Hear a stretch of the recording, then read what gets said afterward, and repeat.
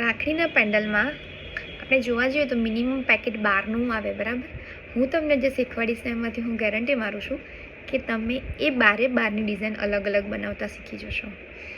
હું તમને 100% મારું આપીશ, પછી તમારી ઉપર રહેશે કે તમે કેટલું કેચ કરીને કેટલી પ્રેક્ટિસ કરીને આગળ વધી શકશો.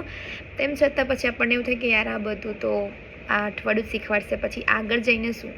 તો આગળ જઈને તમે એ વસ્તુ યુટ્યુબ ઉપર અવેલેબલ હશે કે જેને તમે જોઈને ફરી તમે રિપીટ કરી શકશો.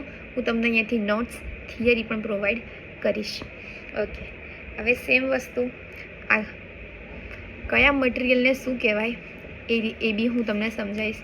કયું મટીરિયલ છે તેની આજુબાજુ કઈ રીતે આપણે કરીએ કે ડેલિકેટ દેખાય, બરાબર. જો આ ભાભી રાખડી બી છે. આપણા ભાભી વર્કિંગ વુમન હોય એટલે ઘરમાં બી કામ કરતા હોય તો લોટ બાંધતા અંદર અડે, ભાભી તરત બીજા દિવસે કાતર વડે કાપી કાઢે. વર્થિત નથી. આપણે આટલા રૂપિયા ખર્ચેલા હોય, શીખેલા હોઈએ કે આપણે ખરીદીને લાવ્યા હોય તોય પણ. તો પછી આવી બધી ડેલિકેટ વસ્તુ કહેવાય ને, એ બહુ ચાલે છે માર્કેટમાં. અત્યારે આવા કડા પણ અવેલેબલ છે સ્પિનવાળા, રાઈટ. સ્પિનવાળા અવેલેબલ છે. તો એ પણ તમને કઈ જગ્યાએ કઈ રીતે મળશે, કેટલી પ્રાઇસમાં મળશે એ હું તમને જણાવીશ. તમારે કોઈ બી ટેન્શન લેવાની જરૂર નથી. હું બેઠી છું. તમારા કોઈ પણ ક્વેશ્ચન્સ અને આન્સર હશે એને હું 100% સોલ્વ કરીશ. Okay, thank you so much. રિદ્ધિની રચનાઓ, દેવ સત્ય ક્રિએશન.